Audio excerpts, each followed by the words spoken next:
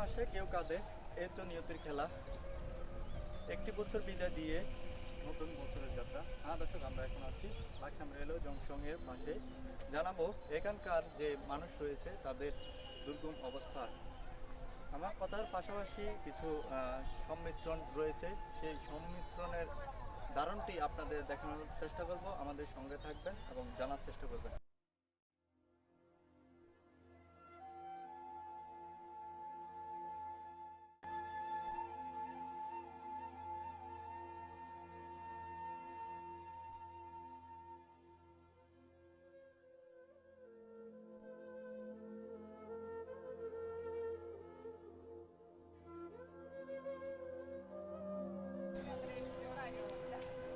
প্রিয় দর্শক, কিছুক্ষণ আগেই হয়তো আপনাদের আমরা ওনার অবস্থাটুকু দেখানোর চেষ্টা করেছিলাম। তো এখন আমরা ওনার থেকে একটু জানার চেষ্টা করব।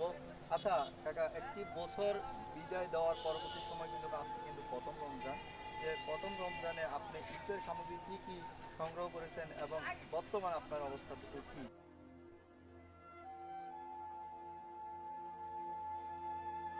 আর কিনুমারি ইত্যাদি কিনি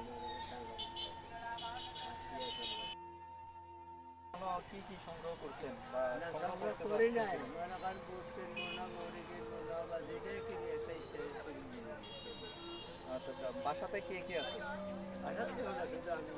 আপনি একা? আপনার আমার সংসারে? পরিবার মারা গেছে, কন্যা শুনি না, এবার আমার ছেলে আচ্ছা আচ্ছা, এখন আপনি শুধু একজন আছেন? একজনে আচ্ছা আচ্ছা, এখন কি বর্তমানে কি করতে আছেন বা? এ বুঝি সাহায্য বুঝি। আচ্ছা আচ্ছা, আপনার দেশের বাড়ি কোন জায়গা?